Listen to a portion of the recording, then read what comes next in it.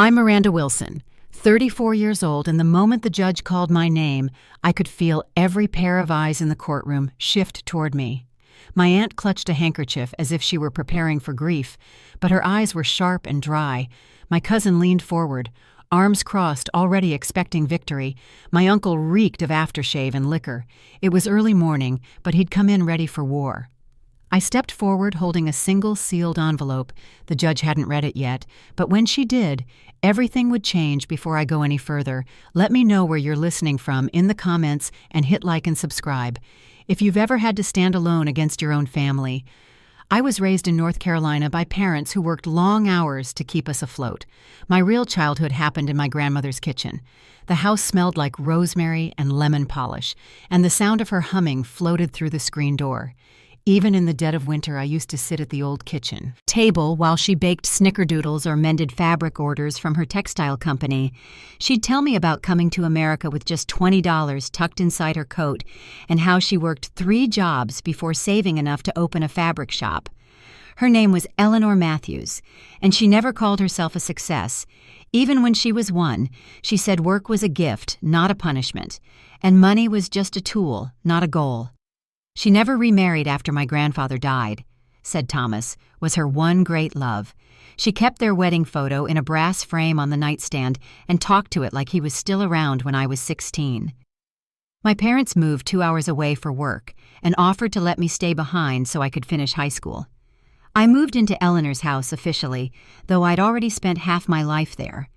That's when she started teaching me about business. Not the showy stuff, but the real bones of it. Margins, negotiating with vendors, managing people. She'd say the others in the family didn't understand the difference between having money and building something that lasts. The others were my Aunt Patricia. My Uncle Raymond and my cousin Trevor. Patricia had a sharp tongue and a soft spot for expensive things. Her husband Bradley sold real estate, or at least that's what his business card said. Their son Trevor had burned through 2 trust funds by 30 and once asked Eleanor for money to buy into a poker club as an investment. Raymond had opened and closed more businesses than I could count.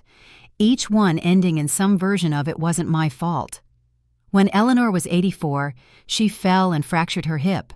I put my own business on hold and moved back in full time. She said I didn't need to. She said, I had a life of my own. But I told her she was part of that life and always had been.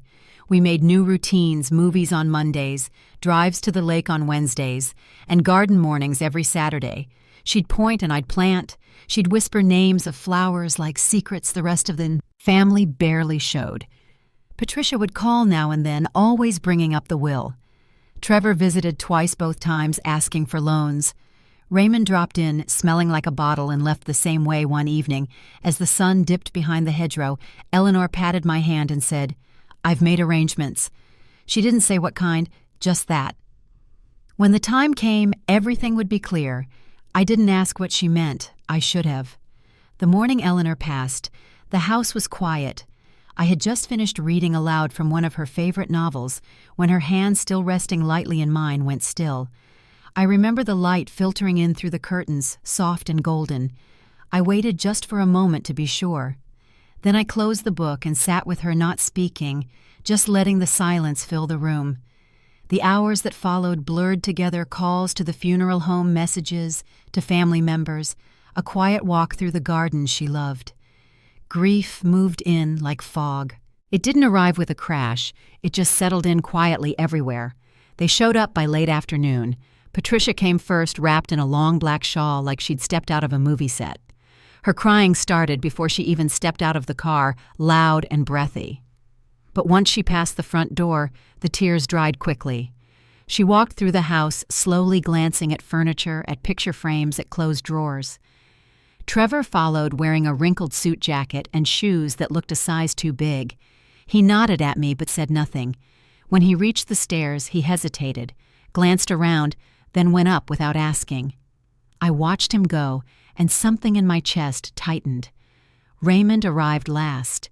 His shirt wasn't tucked in, and I could smell the whiskey before he even spoke. He looked around, blinking like he hadn't expected daylight. The funeral was scheduled for the following Friday. That gave them time. They moved through the house as if it already belonged to them. I'd find drawers cracked open that had been closed the day before, paperwork slightly shuffled. One of Eleanor's old jewelry boxes had been pulled from the shelf and left half open on the bed. The funeral itself was large. Eleanor had lived in the community for more than 50 years. Former employees came in from out of state. People she'd mentored, business associates, even the mayor who offered a short speech about her commitment to local programs.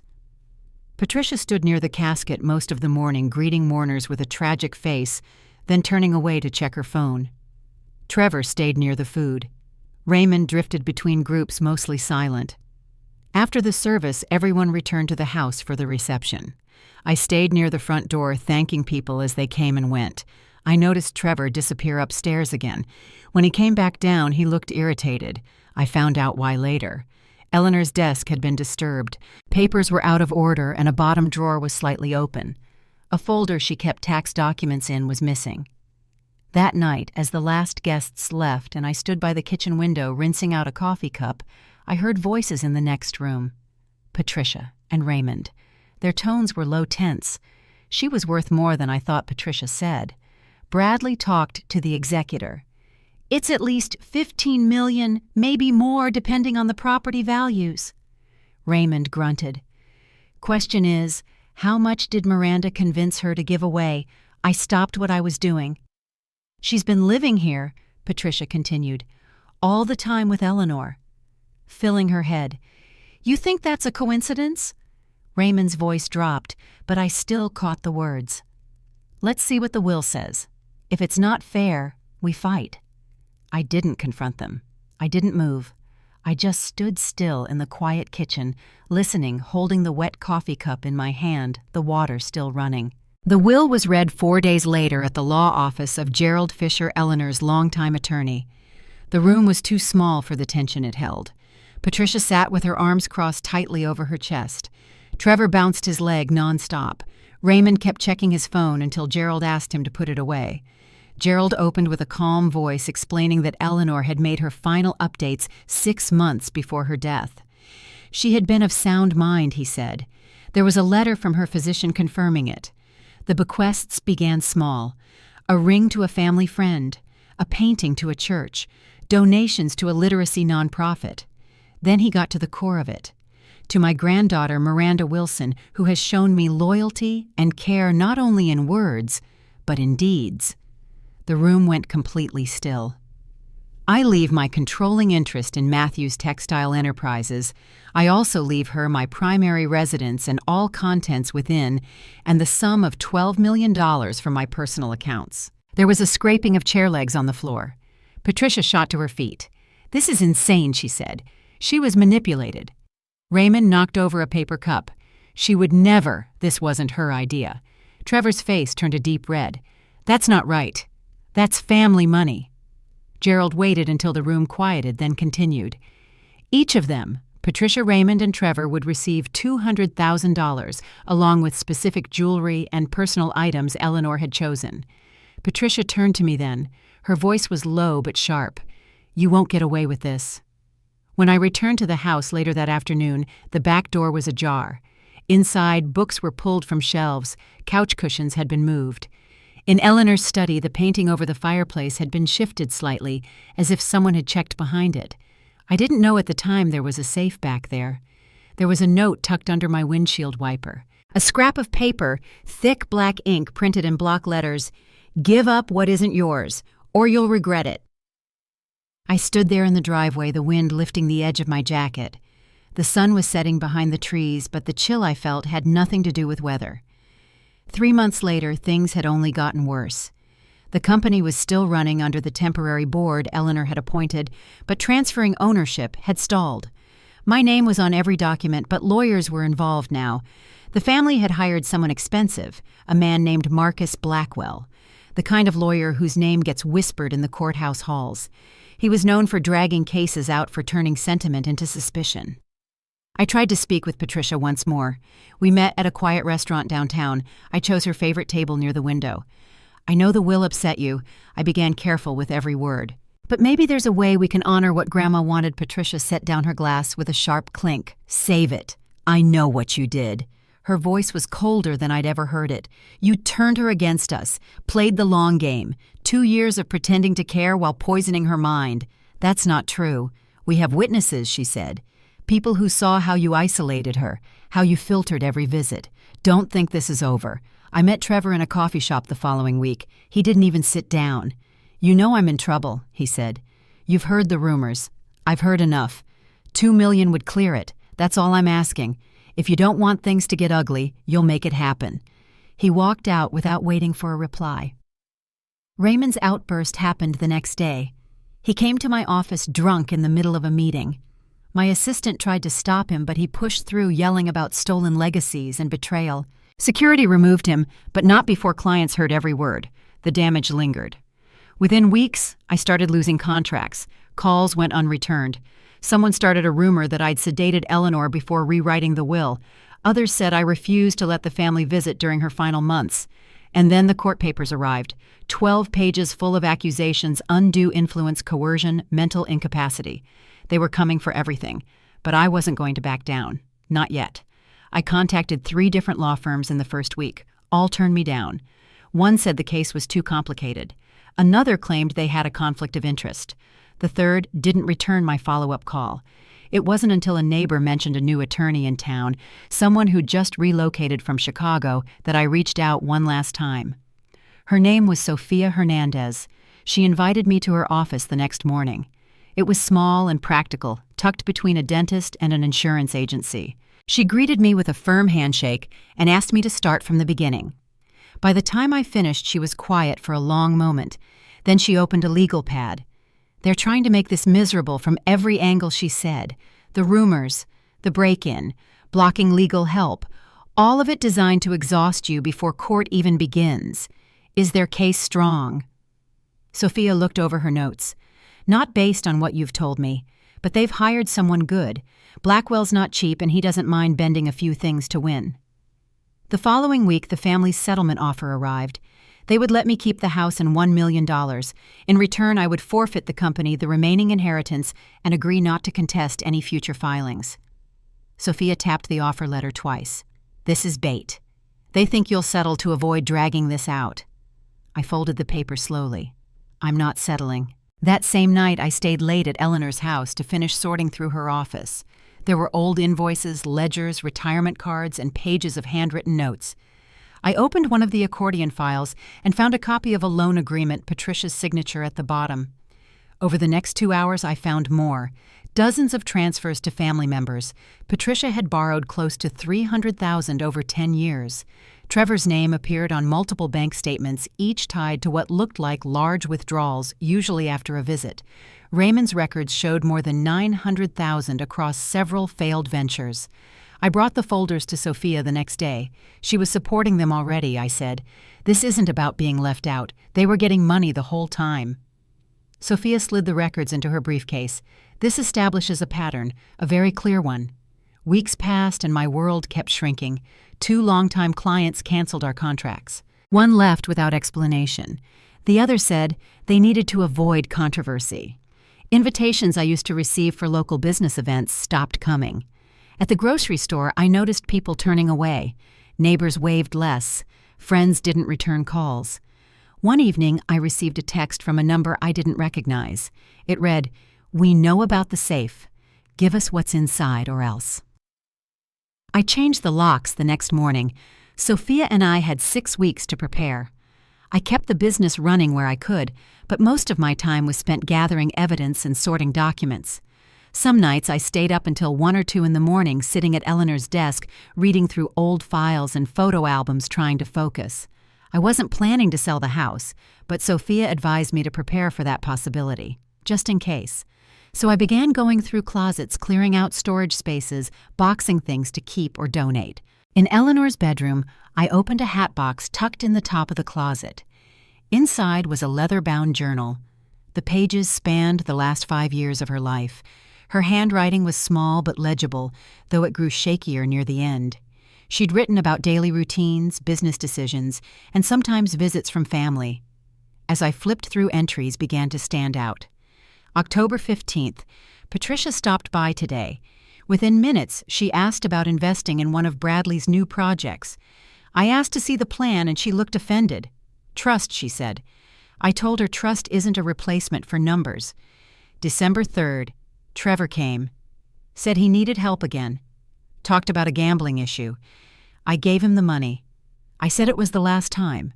I don't believe myself anymore when I say that. February 28th, Raymond showed up drunk, knocked over my favorite vase. When I asked if he'd been drinking, he laughed. I mentioned rehab. He stormed out. Then he called asking for money again. I said no. He said I was dead to him. One entry made me stop reading altogether. March 22nd. I've gathered everything together. The key is on my necklace, the silver locket Thomas gave me. Miranda will know what to do when the time comes. I've watched them.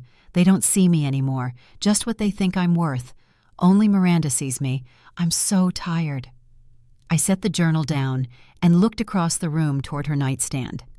The locket wasn't inside the drawer, but I remembered seeing it once years ago when she was gardening. She said it wasn't valuable, just sentimental. I spent the next 2 hours searching. I finally found it in a velvet pouch tucked deep inside a jewelry box. The chain was delicate, and the locket opened with a tiny hinge. Inside, a miniature key rested against the smooth silver. I walked back to the study. Behind the painting above the desk was a small safe. The key fit. Inside were several USB drives, a folder of signed documents, and a sealed envelope marked for Miranda. I opened the envelope and found a short letter in Eleanor's handwriting. If you're reading this, then you need it. Use what's here only if they come after you. I've kept records. They won't expect that. Protect what matters. Don't let them rewrite the truth. The folder included copies of signed loan agreements, photos, and a printed report from a private investigator. There were snapshots of Trevor leaving a casino, Patricia wearing new jewelry charged to Eleanor's card, a report on Raymond's pattern of selling family furniture and claiming it had been gifted. The USB drives held audio files, recordings of conversations between Eleanor and different family members. I plugged one into my laptop and listened. Trevor's voice was unmistakable. He asked for money. Again, he said he'd be in trouble if she didn't come through. Eleanor's voice stayed calm but firm. Another file captured Patricia and Bradley discussing what they'd do if Eleanor didn't change the will. Bradley said they could argue Miranda had manipulated her. He said it doesn't have to be true, just enough to drag her into court. She'll fold. I didn't sleep that night. I sat in Eleanor's chair listening to one file after another. Every word was clear. The next morning, I made 2 appointments. One with Martin Greenberg, Eleanor's accountant. The other with a woman named Nancy Politer, her former in-home nurse. Martin brought a folder thick and bound with string. Eleanor asked me to compile this last year, he said. She said it might come in handy. The documents tracked years of withdrawals, each one matching visits from Patricia, Trevor, or Raymond. Nancy, the nurse, gave me a statement describing a visit from Trevor and Raymond weeks before Eleanor changed the will. They threatened to have her declared incompetent, Nancy told me. She was scared, but she didn't back down. Sophia read through everything that afternoon. She didn't say much until she reached the end. This changes everything, she said, but we need to be careful. That night, I heard someone at the back door. A scraping sound, then a thud. I called the police. They found pry marks near the lock, but whoever it was had already gone. A crowbar lay in the grass beside the porch. The safe inside had scratches around the edges. They knew. They were trying to take what Eleanor had left behind. It was the Monday before the hearing when Dr. Howard Fleming returned my call. He'd been Eleanor's primary physician for over 15 years. Said he'd just gotten back from a medical conference overseas and heard about the will dispute. We met at his office that afternoon. He wore a navy sweater vest and brought out a folder without me asking. I performed cognitive assessments every 3 months during her final 2 years, he said, sliding the papers toward me. She passed each one. Memory, reasoning, financial comprehension. Eleanor was sharp to the end. He agreed to testify. Said he'd stand by his findings in court. That evening, I sat at the dining room table with Sophia. We went over the files again, Eleanor's journal, the loan records, the audio recordings. We flagged which ones were admissible and which might be challenged. Sophia marked up a yellow legal pad with bullet points and short phrases. No dramatic speeches, just facts. The strongest evidence, she said, we hold until we need it. Timing matters. We worked past midnight. By the end, everything was labeled, tabbed, and boxed.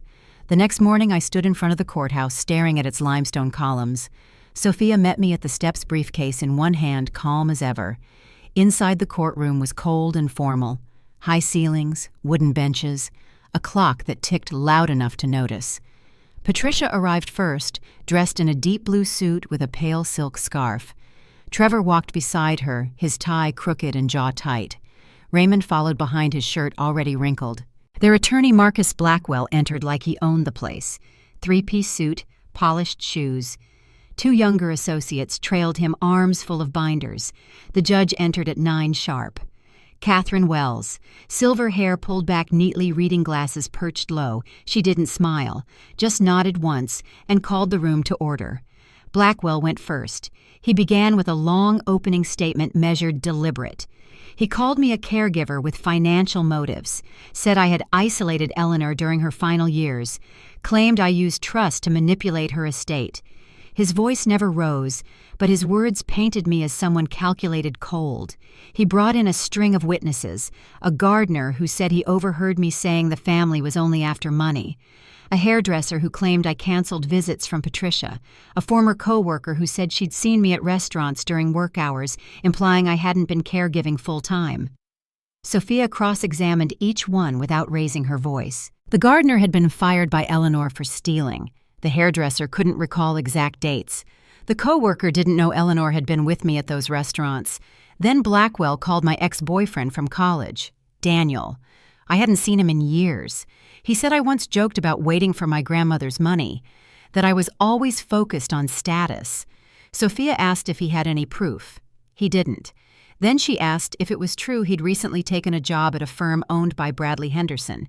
He hesitated, then said yes. Blackwell continued. He brought in a financial expert who suggested Eleanor's account activity became erratic in her final year. Purchases didn't follow her usual pattern. He pointed to specific withdrawals, claimed they reflected confusion or worse, coercion. Sophia responded with bank statements from prior years. The same vendors, same habits. Eleanor's routines hadn't changed. She just didn't go in person anymore. I handled the errands. By the end of the first day, Sophia leaned over and whispered, "They're front-loading. They want us to feel outnumbered." I nodded, but my chest was tight. I'd watched people glance at me in the gallery, unsure of what to believe. The second morning began with more of the same. Blackwell called Dr. Alistair Jenkins, a geriatric psychiatrist who had never met Eleanor but reviewed a portion of her medical records. He testified that the notes suggested mild cognitive decline, confusion, difficulty managing complex decisions, signs consistent with diminished capacity. Sophia stood and walked slowly to the center of the courtroom. "Dr. Jenkins, have you ever met Eleanor Matthews?" "No, I have not." "Have you reviewed her cognitive assessments administered by her treating physician, Dr. Fleming?" "I have not seen those specific documents." "Do you know that Dr. Fleming is scheduled to testify later today and has reported no signs of cognitive impairment?" There was a pause. Then, "No, I did not know that." Sophia thanked him and returned to our table. Blackwell didn't call another expert. Next came Patricia. She took the stand holding a framed photo of Eleanor. Her voice trembled. She said they spoke daily, claimed they were closer than anyone realized, that when I moved in the calls stopped, that I screened her visits, that Eleanor had grown afraid of me in the final months. Sophia stood slowly. "Mrs. Henderson, can you confirm how many times you visited your mother in the 2 years before her death?" Patricia hesitated. "Several times." Sophia held up a calendar printout from Eleanor's journal and a phone record log. According to these, it was 8 visits and 27 total phone calls. Patricia blinked. "Do you recall your trip to Switzerland last year?" "Yes. A 3-week spa retreat. Is that correct?" "Yes." Sophia said nothing else. She returned to her chair. The next few hours continued like that. Trevor's gambling debts came up. So did Raymond's public intoxication record. The courtroom got quieter as each detail came out. Blackwell objected here and there, but the facts had weight. After lunch, Dr. Fleming took the stand. He explained Eleanor's health, her clarity of mind. He confirmed she understood her finances, her estate planning, and her relationships. He had the documentation to back it up. Then came Martin Greenberg, her accountant. He described how Eleanor had always tracked her accounts with precision. He confirmed she had instructed him to compile a financial history months before she passed. Nancy, the nurse, spoke about the visit from Raymond and Trevor, how Eleanor had shaken afterward, how she'd called her lawyer that same night. Sophia said no further questions. When Judge Wells called for a recess, Blackwell looked tired. Patricia whispered to Trevor, who avoided her eyes. Raymond didn't say a word. Sophia turned to me. "Tomorrow's the last day," she said. "That's when we play the card they don't know we have." I nodded. We both knew what she meant. The envelope, the audio, the report Eleanor never meant them to see until now. The final day of trial began with a cold drizzle. I stood under the courthouse awning, watching water drip from the edge of the roof. Sophia arrived carrying the same leather briefcase she'd used all week, her umbrella already folded. Inside the courtroom was quieter than before. Patricia sat rigid in her chair, her scarf tucked neatly over one shoulder. Trevor glanced at his phone until Blackwell nudged him. Raymond stared ahead, unreadable. Judge Wells took her seat and adjusted her glasses. "Let's proceed." Blackwell called his forensic accountant, a man with a tight jaw and trimmed beard. He testified that Eleanor's spending habits had changed dramatically after I moved in. He referenced charts and spreadsheets, said the changes raised concerns. Sophia stood with a single sheet of paper in hand. "Mr. Dawson," she said, "can you confirm whether your analysis included data from prior years, specifically the 5 years before Eleanor's hip fracture?" "I only reviewed the most recent 12 months, he replied. Sophia handed him the paper.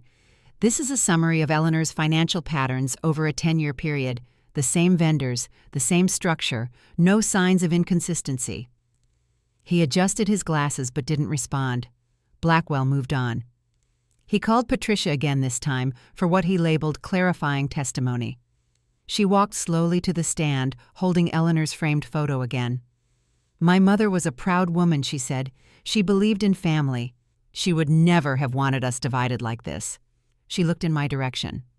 "Miranda changed her. My mother became secretive, scared. That's not who she was." Sophia waited until the judge gave her a nod, then stepped forward. "Henderson, would you agree that your mother was independent?" "Yes. And that she was financially cautious?" "Absolutely. Then why does the evidence show repeated withdrawals from her account following your visits?" Patricia blinked. Sophia placed a set of receipts on the evidence table. 5 transactions, 5 separate weeks, each one within 48 hours of your arrival. Patricia opened her mouth to respond but stopped. Sophia let the silence linger, then said, "No further questions."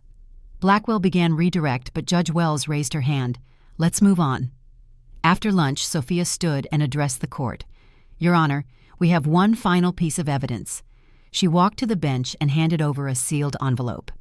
Judge Wells opened it, her expression calm at first. Then her eyebrows lifted. She read each page slowly, carefully. When she finished, she placed the papers aside and looked out over the courtroom. Counsel approach. Sophia and Blackwell walked to the bench. Their voices were too low to hear, but Blackwell's shoulders stiffened. He turned and looked back at Patricia. Her face was blank. Judge Wells turned to the bailiff. "This court will take a 15-minute recess. No one is to leave the building." Gasps echoed through the room. The judge stood and exited the envelope still in her hand. I sat motionless. Sophia whispered, "She saw enough. Now we wait." The courtroom buzzed with quiet murmurs. Patricia leaned toward Blackwell, but he didn't respond. Trevor looked pale. Raymond had gone still. 15 minutes later, Judge Wells returned this time, accompanied by 4 uniformed officers. She addressed the courtroom without sitting down. "Based on the evidence presented, this court is referring this matter for criminal investigation." The officers moved forward. "I am ordering the immediate detainment of Patricia Henderson Bradley, Henderson, Raymond Matthews, and Trevor Henderson for questioning related to financial misconduct, elder abuse, and conspiracy." Patricia stood knocking her chair backward. "This is ridiculous." "That envelope Miranda planted, that evidence," Judge Wells raised one hand. "Be silent." Patricia turned toward me, eyes wide, voice shaking. Those recordings, she was supposed to destroy them. The room fell silent.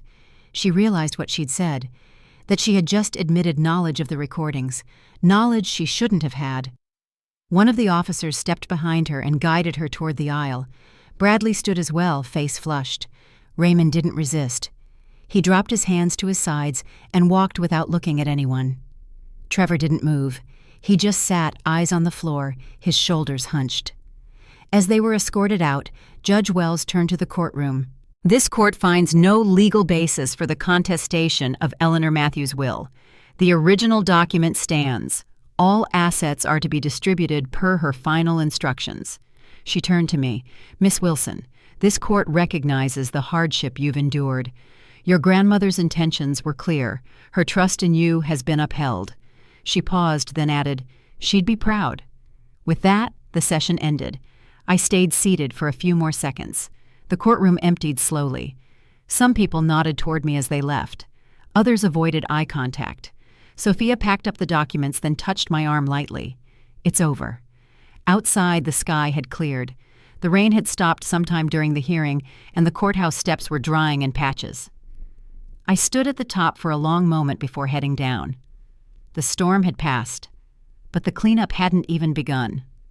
In the days that followed the trial, I kept the sealed envelope on my desk. The courtroom had gone quiet after the judge ruled, but outside those walls there was still fallout. Arrests made headlines. Local news ran a segment that evening showing Raymond being led into a patrol car, Patricia shouting something I couldn't hear over the reporter's voice. The phone started ringing again, this time from people I hadn't heard from in years. Some wanted to offer support. Others were quiet, hesitant. One neighbor left a voicemail saying, "We didn't know the whole story." Patricia and Bradley took plea deals, financial restitution, community service. No prison time, but felony charges remained. Raymond entered a treatment program court mandated. Trevor cooperated with the investigation and testified against them. He received a lighter sentence. I didn't attend the sentencing hearings. Sophia said I wasn't required to, and I didn't see the point. The damage had already been done. Back at Eleanor's house, spring had started to settle in. The tulips she planted along the walkway were beginning to show. I cleared the garden beds the way she used to, slowly by hand. No gloves, just dirt under my nails and a quiet sky above.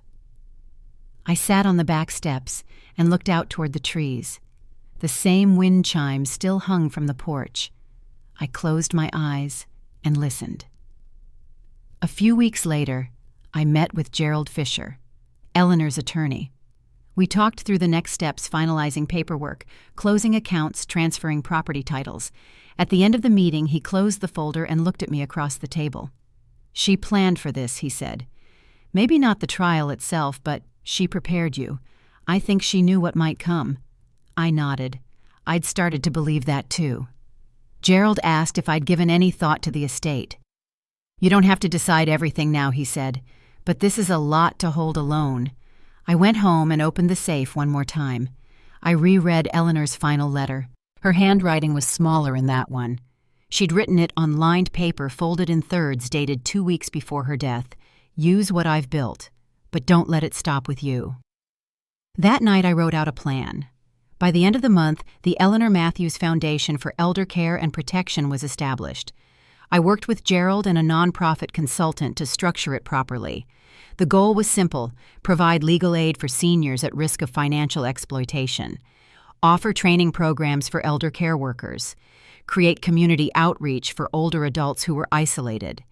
The first project was a partnership with the local police department.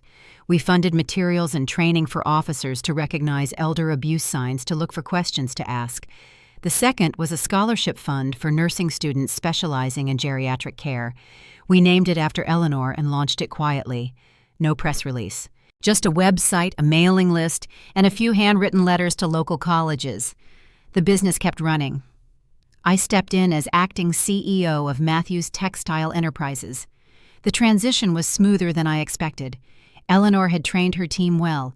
I met with department heads, kept the structure she built, introduced a profit-sharing plan. Not flashy, just something that felt fair. I sold my marketing consultancy. I didn't have the energy to split my focus. The textile business was enough, the foundation even more so. Some people returned to my life. Margaret, one of Eleanor's longtime bridge partners, invited me to lunch. She told me stories about Eleanor in her younger days. Said she once helped fund a local woman's college after reading a single essay. James, a man Eleanor had mentored in the 1980s, stopped by the house with a photo album and a tin of lemon cookies. He said Eleanor used to keep a list in her wallet people she believed in. My name had been on it. Even a few distant relatives from Eleanor's side in Maine sent letters, not asking for money, just sharing family memories, a recipe, an old photo, a quiet apology even if they hadn't done anything wrong. There was still healing to do. I joined a local group for adults estranged from family. We met twice a month in the back room of a library. Fold-out chairs, coffee in styrofoam cups. Nobody tried to fix anything. We just listened. At one meeting, a woman said, "You can't lose what never stood beside you." I thought about Eleanor when she said it. 6 months after the trial, I returned to the garden with a new purpose. The foundation had funded the renovation of the senior center downtown. We added raised garden beds, seating areas, and a memorial space for donors and founders. At the far corner, I planted a row of roses, Eleanor's favorite. The dedication ceremony was small, no cameras, just a dozen people who had been helped by the foundation already, and a handful of volunteers. I stood beside the newly carved stone and watched the petals open under the afternoon sun. Eleanor's name was etched on the plaque. No titles, no company name. Just she gave with both hands. I stayed behind after everyone left, sat on the bench beside the roses, and listened to the wind. I could hear the faint sound of a chime nearby, not the same as the one at home, but close enough. It was a quiet morning when I pulled into the driveway of Eleanor's house, now fully mine. The grass had grown long in the side yard, and the mailbox still had catalogs I hadn't sorted. I unlocked the front door and stepped inside. The scent of lemon oil and cedar still lingered in the air. I hadn't moved much of her furniture. The same lace curtains, the same grandfather clock that chimed every hour on the hour. I sat at her kitchen table, not to sort mail or go through foundation paperwork, but just to sit. That afternoon, while clearing the last of the attic boxes, I found something I didn't remember storing. It was behind a stack of books near a pile of holiday decorations. A small wooden crate sealed with an old brass latch. Inside, wrapped in tissue, was a ceramic garden plaque, the kind that gets set in flower beds.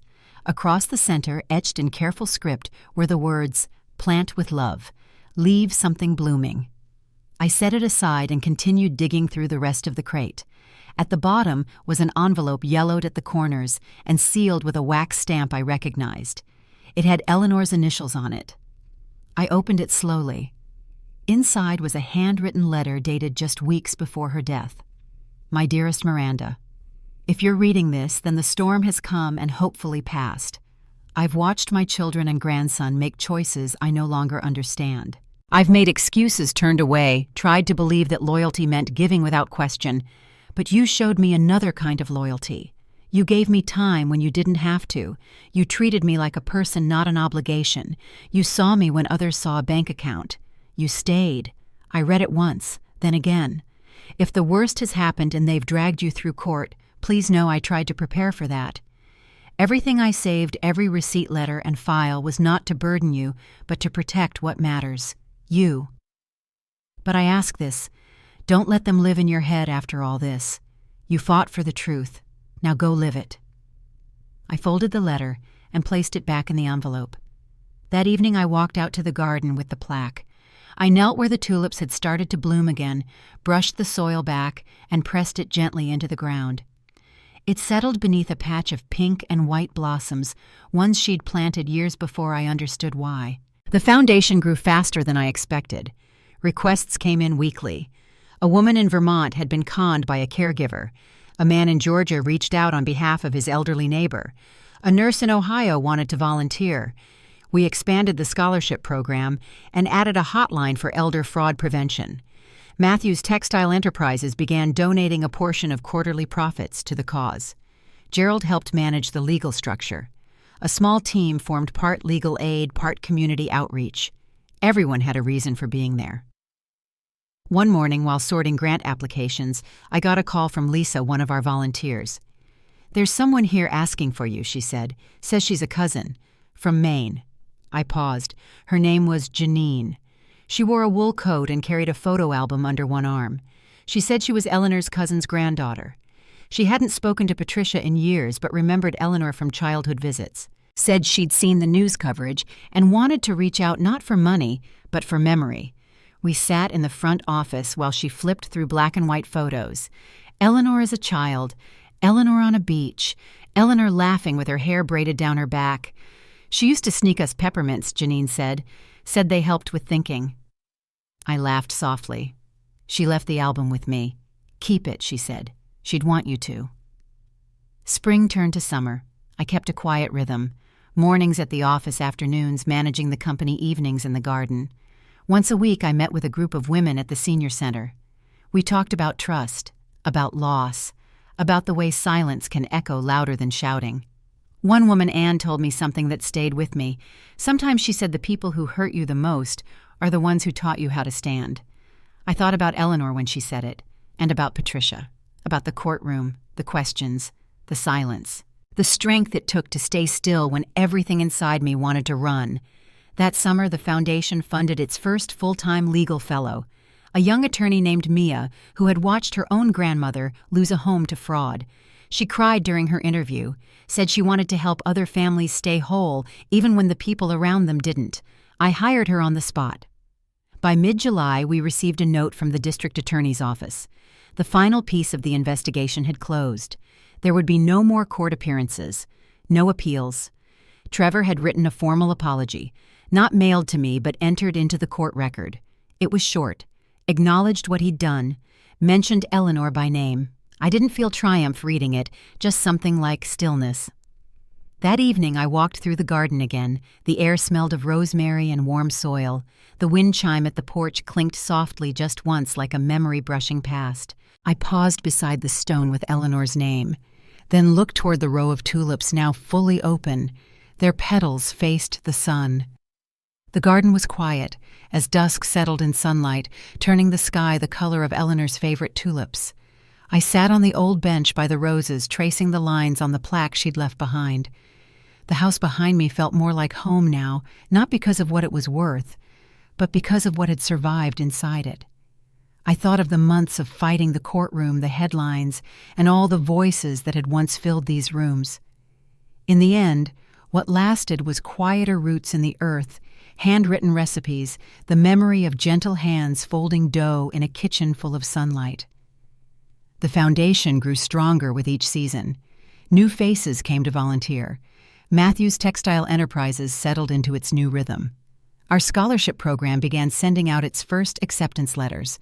The phone calls changed to less about the past, more about building something better for those who needed it. Even the community, which had once looked away, now showed up to support events bringing food-sharing stories, sitting together at long tables beneath string lights on summer nights.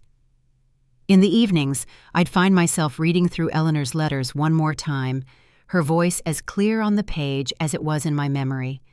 She never wrote about regret, only about hope, about leaving something good behind, about choosing who you let close. Forgiveness wasn't a moment, it was something I returned to over and over with each day I spent in that house, and every time I saw a new rosebud open in the yard. The bitterness faded. It didn't disappear, but it grew quieter like distant thunder after a storm has passed. One Saturday, while weeding near the back fence, I found a single daffodil out of place, bright and stubborn. I smiled, thinking maybe Eleanor had tucked a bulb there years ago, never saying a word, just trusting it would bloom when the time was right. Looking back now, I see that inheritance was never about the money. It was the lesson Eleanor left for me about courage, about building something that matters, and about letting go of what was never truly yours to carry. Family, I learned, is built in the moments we choose to stay, to care to plant roots, even when storms threaten everything. If you're still listening, I hope you find the strength to hold on to what matters and let the rest go. Share your story below if you'd like, or just take a quiet moment for yourself. And if this journey meant something to you, I'd be glad to have you along for the next one.